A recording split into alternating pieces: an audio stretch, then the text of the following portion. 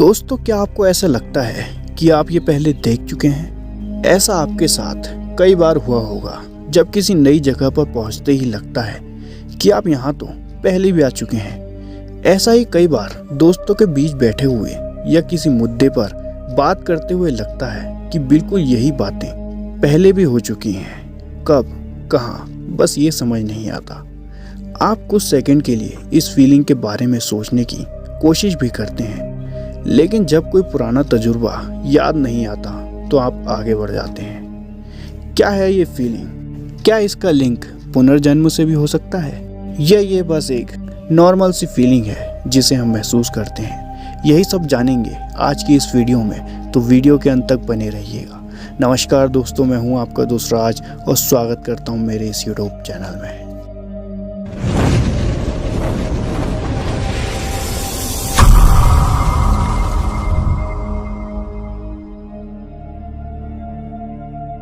दोस्तों, इस फीलिंग को कहते हैं डेजा वू।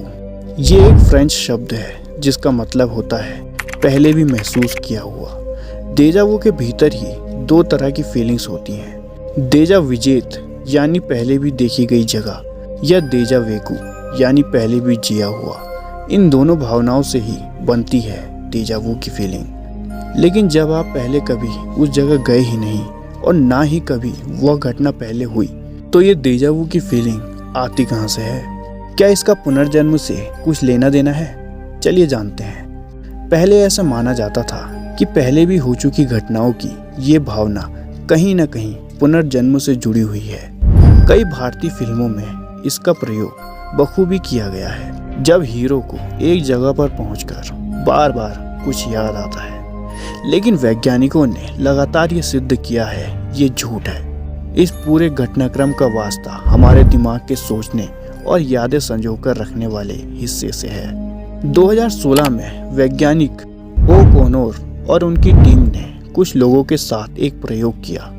उन्होंने इन प्रतिभागियों के सामने कुछ शब्द कहे जिसे उन्हें याद रखने के लिए कहा गया। कुछ देर बाद हर प्रतिभागी से पहले सुने हुए शब्दों के बारे में पूछा गया, लेकिन यही एक पेंच था। एक उदाहरण से इसे समझिए।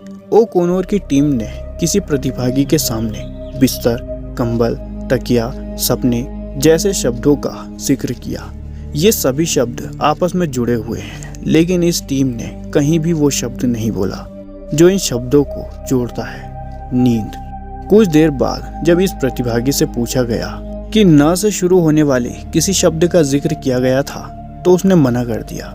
लेकिन जब उससे एक एक करके ये शब्द पूछे गए और नींद शब्द के बारे में पूछा गया, तो प्रतिभागी थोड़ा कंफ्यूज हो गया कि उसने ये शब्द सुना था या नहीं। कुछ देर सोचने के बाद उस प्रतिभागी ने कहा कि उसने नींद शब्द भी सुना था।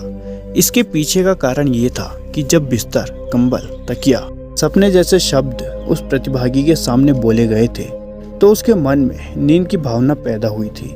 इसलिए नींद शब्द सुनते ही उसे लगा कि ये शब्द भी उसके सामने कहा गया था। तो देखा जाए तो ये सारा खेल दिमाग का है। हमारे दिमाग का सोचने और समझने वाला भाग इस डेजा वू की फीलिंग के लिए उत्तरदायी है। जब हम बहुत थके हुए होते हैं या बहुत ज़्यादा रिलैक्स होते हैं, हमारा दिमाग या तो थका होता है या सोया हुआ होता है। ऐसे में कभी कभी हम मिलते जुलते शब्दों या वैसी ही मिलती जुलती भावनाओं को एक पुरानी याद समझ लेते हैं, और ऐसे समय में ही डेजा वू की फीलिंग जन्म लेती है। इसके बारे में एक थ्योरी और भी है, चलिए जानते हैं। एक लंबे समय से माना जाता था कि डेजा वू हमारे सोचने और याददाश्त वाले हिस्सों के काम पर निर्भर करता है। दरअसल हमारे दिमाग में एक बहुत बड़ा सर्किट बॉक्स लगा है। इसमें ढेर सारे अलग अलग कंपार्टमेंट बने हुए हैं। एक कंपार्टमेंट है जो हमारी यादों को संभाल कर रखता है, और एक हिस्सा हमें डिसीजन लेने में मदद करता है। कोई हिस्सा हमारे इमोशन संभालता है, तो कोई हिस्सा हमारे दिन भर के कामों का लेखा जोखा रखता है। डेजा वू याददाश्त वाले और वर्तमान का कामकाज संभालने वाले हिस्सों पर निर्भर करता है। यादें यानी पुरानी चीजें जो दिमाग के उस कंपार्टमेंट में जमा है, जब भी यादों वाला बक्सा खुलता है, सारी यादें दिमाग में ऐसे चलने लगती हैं जैसे सच में वो सब हो रहा है। कई बार तो आंखें खुली होने पर भी हमें इस वक्त सामने क्या चल रहा है वो भी नहीं दिखता। दिमाग का वो हिस्सा जो वर्तमान में जीता है, वो और यादों वाला हिस्सा एक दूसरे के आगे पीछे चलते हैं। मान लीजिए कि इन दोनों हिस्सों के बीच में एक शटर है। अगर वर्तमान वाला हिस्सा काम कर रहा है तो यादों वाला बंद रहेगा। अगर यादों वाला खुल गया है तो थोड़ी देर के लिए वर्तमान वाले हिस्से का शटर बंद हो जाएगा। लेकिन कभी कभी ऐसा होता है कि दिमाग का वर्तमान वाला हिस्सा खुला हुआ है और यादों वाला हिस्सा भी बंद नहीं हुआ। इस तरह एक ही समय में दोनों हिस्से खुले रह गए। इसलिए हमारे दिमाग को लगता है कि इस जगह या इस घटना को हम यादों वाले बक्से से निकाल रहे हैं। दिमाग कंफ्यूज हो जाता है। जो अभी पहली बार देखा उसको भी पुरानी यादें समझ लेता है। डेजा वू बहुत थोड़े समय के लिए महसूस होता है और ये काफ़ी ज़्यादा स्ट्रॉन्ग इमोशन छोड़ कर जाता है।